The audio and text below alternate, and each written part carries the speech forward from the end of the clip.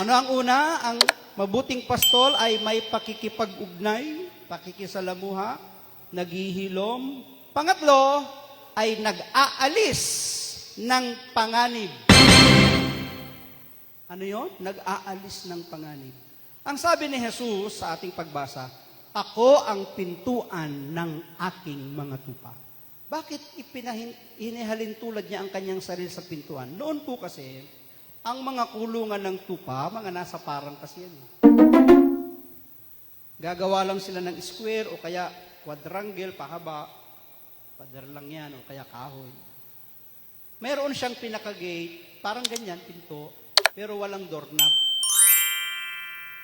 Pag gabi, papasok na ang lahat ng mga tupa, wala yung siradora, wala yung hinihila, or ini-slide na pinto.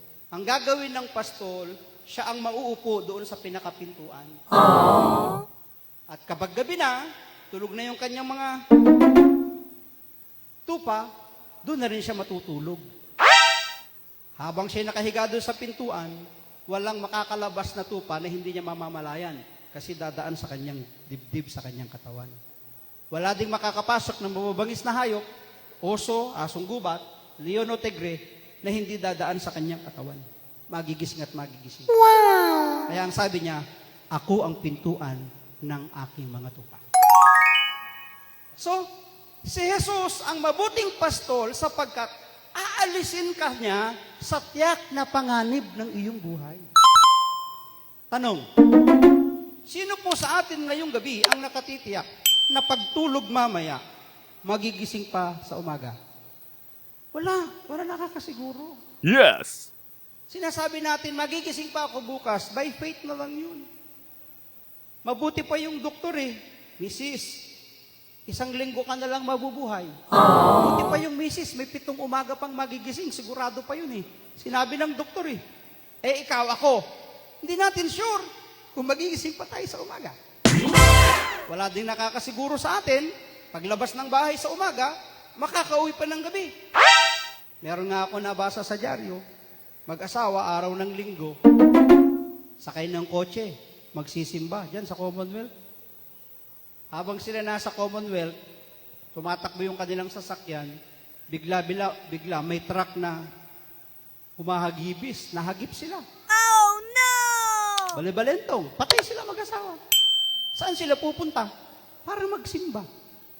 Kung alam lang nila na sila mamamatay ng oras na yon sa dahilang pagsisimba, hindi na sila magsisimba. Hindi nila alam Tayo din.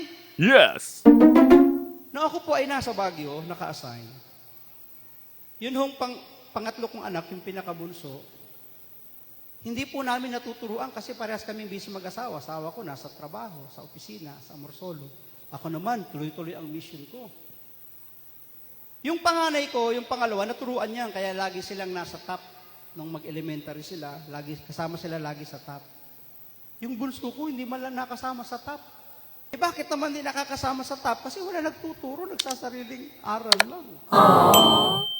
Tapos, sabi ko, Lord, hindi ko po naaalagaan, naasikaso, nababantayan yung aking mga anak. Habang iniisip ko yun, may natanggap akong balita na yung daw pangalawa kong anak, elementary pa lang siya, hatid sundo nung bilas ko. Tricycle ang gamit. Napaka-energetic ng anak kong lalaki. Isa yun na lalaki.